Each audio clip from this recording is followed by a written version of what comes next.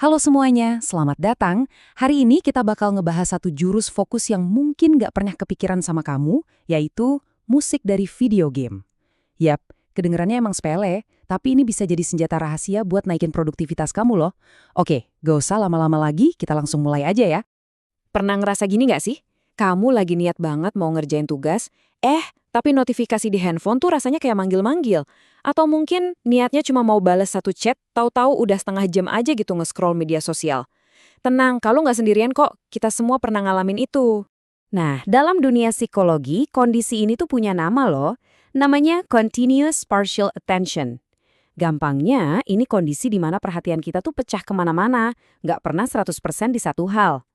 Akibatnya, otak kita jadi gampang capek, gampang overload, dan ujung-ujungnya, produktivitas jadi anjlok. Oke, di tengah krisis perhatian ini, ternyata ada satu solusi yang unik banget, yang dikenal sebagai efek Mario. Jadi banyak banget orang yang ternyata pakai musik dari video game buat bantu mereka fokus pas lagi kerja atau belajar. Aneh kan kedengarannya? Tapi ini bener-bener ampuh. Yang bikin musik video game, atau kita sebut aja VGM, jadi beda itu karena ini bukan musik biasa. Ini adalah sebuah teknologi kognitif.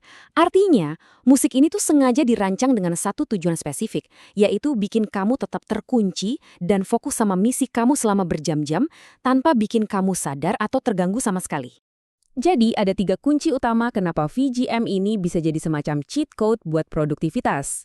Pertama, musiknya sengaja dibuat untuk menjaga engagement. Kedua, musik ini meminimalkan beban kerja otak. Dan yang ketiga, yang paling keren, dia bisa bantu kita masuk ke kondisi super fokus yang namanya flow state.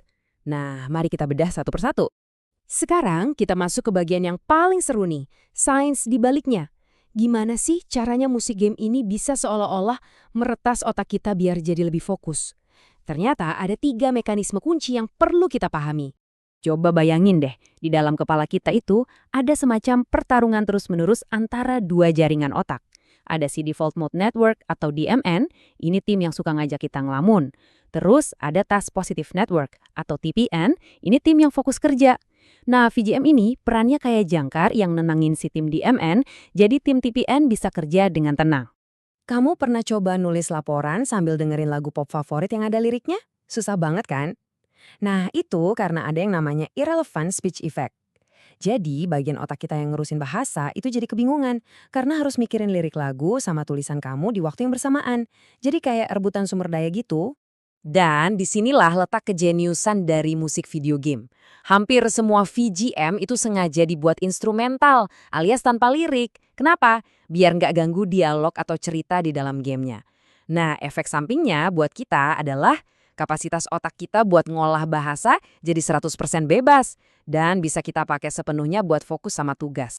Oke, tujuan akhir dari semua ini adalah untuk mencapai flow state atau mungkin kita lebih sering nyebutnya in the zone. Ini tuh kondisi di mana kamu begitu tenggelam dalam pekerjaan, saking asyiknya sampai lupa waktu. Dan percaya atau enggak, industri video game itu satu-satunya industri yang secara saintifik merekayasa produknya untuk memicu kondisi ini di para pemainnya. Nah, kutipan ini ngegambarin efeknya dengan sempurna. Saat kamu lagi ada di dalam flow state, persepsi kamu terhadap waktu tuh bisa berubah. Sesi kerja atau belajar yang panjangnya berjam-jam bisa terasa singkat banget. Inilah kekuatan super yang bisa kita pinjam dari dunia game. Oke, cukup teorinya. Sekarang kita masuk ke bagian yang praktis. Gimana sih cara milih soundtrack yang paling pas buat misi atau tugas yang lagi kamu kerjain? Kalau kamu lagi ngerjain tugas yang butuh kreativitas atau lagi belajar hal baru, coba deh cari musik dengan tempo sekitar 60-80 BPM. Ini tuh biasanya kayak musik-musik pas kita lagi eksplorasi atau lagi di kota-kota dalam game RPG. Tempo segini bisa memicu gelombang otak alfa yang bikin kita masuk kondisi rileks tapi tetap waspada, pas banget buat brainstorming. Tapi beda cerita kalau kamu lagi dikejar deadline atau ngerjain tugas yang repetitif. Kamu butuh sesuatu yang lebih ngegas. Musik dengan tempo 120 BPM ke atas. Kayak musik balapan atau musik pas lagi lawan bos, itu bisa memicu gelombang otak beta. Ini bikin kita jadi lebih waspada dan ningkatin kecepatan kita dalam bekerja. Ini dia kontekan praktisnya. Kamu bisa banget nyocokin jenis tugas kamu sama genre VGM yang paling pas. Butuh imajinasi liar? Coba deh dengerin soundtrack Skyrim. Perlu ngebut kejar setoran? Musik dari game Doom bisa jadi pilihan. Masing-masing genre ini punya fungsi psikologisnya sendiri-sendiri. Kita ambil contoh ya. Buat kerjaan kreatif kayak nulis atau desain, coba deh dengerin soundtrack dari game The Legend of Zelda Breath of the Wild. Musiknya yang luas dan tenang itu seolah-olah bisa ngeruntuhin tembok di kepala kita, jadi ide-ide tuh bisa ngalir lebih bebas. Sebaliknya nih, kalau kamu butuh suntikan energi dadakan buat nyelesain kerjaan sebelum deadline, soundtrack dari Mario Kart 8 itu sempurna banget. Ritmenya yang cepat dan penuh semangat tuh seolah-olah ngedorong kita buat terus maju sampai garis finish. Dengerin ya, ini lebih dari sekedar trik produktivitas biasa. Menggunakan VGM itu sebenarnya soal mengubah pola pikir kita. Ini bisa mengubah cara kita mandang pekerjaan kita sehari-hari. Coba deh, pas kamu dengerin musik game yang epic, secara nggak sadar, kamu akan ngebentuk ulang cara pandangmu terhadap tugas. Tumpukan email yang tadinya ngebosenin bukan lagi beban, tapi jadi sebuah quest yang harus kamu selesaikan. Kamu jadi pahlawan di ceritamu sendiri. Inilah yang disebut main character energy. Dan ini bukan cuma motivasi kosong loh, konsep ini punya dasar psikologis yang kuat. Dengan ngerasa jadi karakter utama, kamu itu lagi ningkatin yang namanya self-efficacy atau efikasi diri, yaitu keyakinan sama kemampuan diri sendiri buat sukses. Ini yang bikin kamu jadi lebih tangguh pas ngadepin tantangan.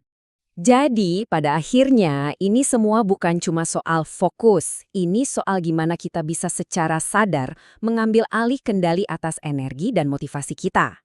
Kamu bukan lagi korban dari distraksi, tapi kamu adalah sutradara dari produktivitasmu sendiri. Jadi, pertanyaannya sekarang buat kamu, misi apa yang bakal kamu taklukkan hari ini? Coba deh pilih soundtrackmu, tekan tombol play, dan jadilah pahlawan dalam ceritamu sendiri. Selamat berpetualang!